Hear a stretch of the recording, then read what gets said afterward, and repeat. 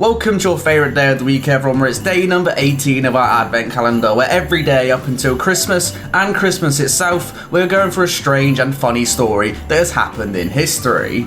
Yesterday, we went through Caesar's encounter with pirates, which is our second video that we've done on Caesar because he was quite the mad lad. Today, we've got a trip to the hospital, so make sure your hands are sterilised and let's see what's behind door number 18.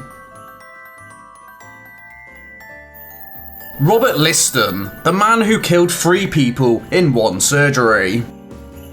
If you go to hospital for surgery nowadays, you have access to modern facilities and equipment in order to maximise the chance of success. Anaesthesia, for example, prevents pain and allows the one under the knife to be comfortable knowing that they won't feel any instruments slicing them open.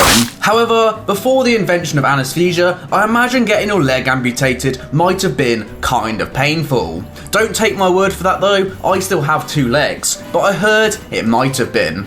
So before the first use of anaesthesia in 1846, surgeons had to slice quickly in order to minimise pain and increase your patient's chance of survival. Enter our hero for today's video, a man by the name of Robert Liston, who was renowned for his speed and skill with the knife prior to the invention of anaesthesia. When he entered the operating theatre, it was like an old western duel, where he said, "Time me, gentlemen, time me," and then he began to slice someone's leg off. Everyone swore that the first flash of his knife was followed so swiftly by the rasp of saw on bone that sight and sound seemed simultaneous.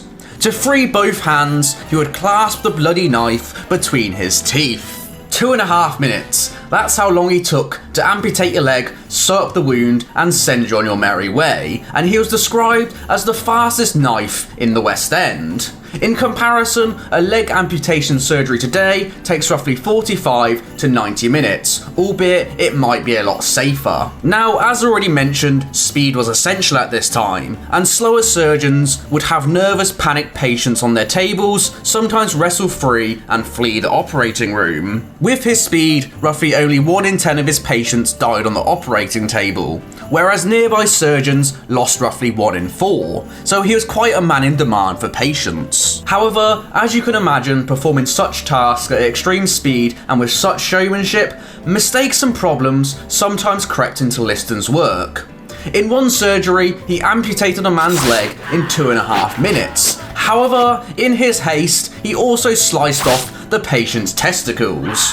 Not the 2-for-1 deal he was expecting. In his most famous surgery, he amputated a leg in under 2.5 minutes. But also, in his speed, he sliced off the fingers of his young assistant and also cut the coat of an onlooking spectator. As this was the days before proper sterilisation of equipment, the man who had his leg amputated later died of gangrene in the hospital, as did the assistant who had his fingers chopped off.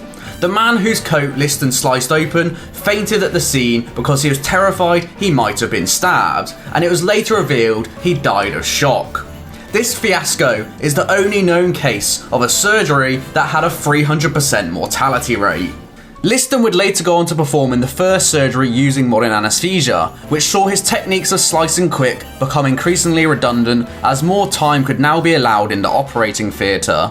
Liston's surgeries also left a lasting impact on 2 of his students. James Simpson would go on to be the pioneer of chloroform as a use as anaesthetic, and another, Joseph Lister, would develop aseptic techniques so surgeries were performed in sterilised conditions. So I hope you all enjoyed day 18 of our advent calendar. It's funny trying to imagine a man walking into an operating theatre saying "time me," as he goes and tries and slices your leg off in record time. I imagine he had a leaderboard of his record times that he kept trying to beat every surgery he done. Anyway, thank you all for watching, everyone, and join us all tomorrow where we learn about how America almost nuked the moon. Make sure you're subscribed so you don't miss that, and I'll see you all then. Peace.